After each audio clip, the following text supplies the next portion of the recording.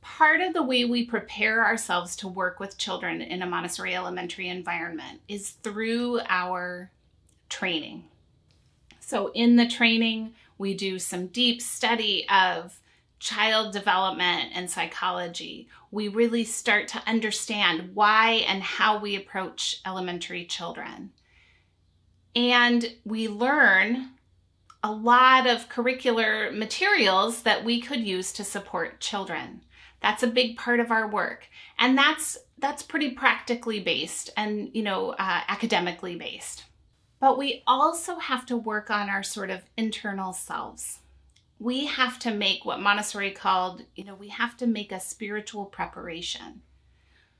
This is a different approach to children. We are not taking the child and thinking our job is to fill the child with knowledge.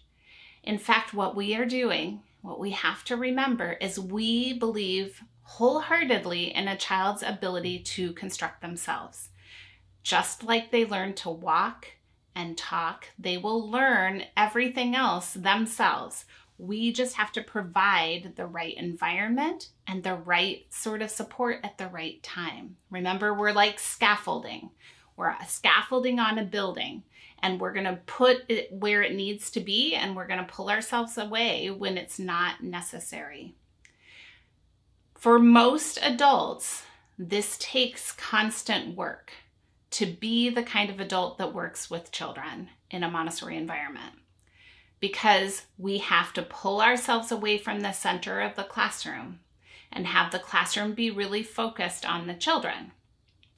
We have to have confidence the children are going to learn. We have to trust in them and show that completely, and pull ourselves away from things that might betray that trust, like worksheets and assignments and other things like that. That's a focus on our internal selves. And there are a couple qualities Montessori talks about that can get in our way. One can be our own sense of pride, that sense that how the child does reflects on me, which it doesn't. That's that child's experience and responsibility. We can think that I know better than the child. All of that we have to work on and wrestle with. It will rise up in all of us. I certainly have experienced it.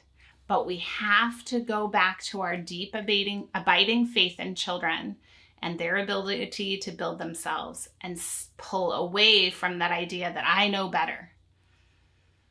Montessori said another quality or characteristic that can emerge in adults that really gets in the way of children's self-construction is anger. Now, we all have felt anger toward children. We don't have to be proud of that, but we certainly have felt it. But children shouldn't feel our anger. Anger is destructive to children. It's very hard for them to understand and process, and it will destroy the relationship that you are building with children if you express anger toward them. Now, that doesn't mean it won't ever happen, and you can take care of it. You acknowledge and you apologize. I lost my temper a little bit, and I'm really sorry. But as much as possible, we have to step back in those moments when we're feeling anger and say, okay, the child's not doing this really on purpose. What's the best way to solve this? I mean, you can express frustration and displeasure and those sorts of things with children, but we want to be careful of anger. Those two things, anger and pride, can really be destructive to relationships and to children's development. So as we work on ourselves so that we're ready to work with children, those are two key things that Montessori saw we had to work on. And honestly, if you are struggling to do that yourself, and depending on what's going on in our lives at any given time, we can struggle with these things more than other times. And that's when you need to seek help for that. The children don't deserve to have to suffer because you've got stuff you've got to work on in your life. So that just means that you get the help that you need so that you can serve the children better. Whether, seeking help from a trusted friend, a spiritual advisor, therapist, whatever works for you and your own practice, but it's important because what we have to bring to the children is our best selves. That's what they deserve. And we've chosen this work, so we have to do the hard work on ourselves to serve them. So sometimes we need help with that. That's totally fine.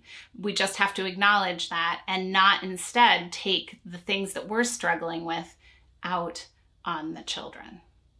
So our role in the classroom is to really know children's development and what we have to offer and serve them, and then to ignite their interest. We have to be excited about everything, passionate about learning, engaged and curious all the time.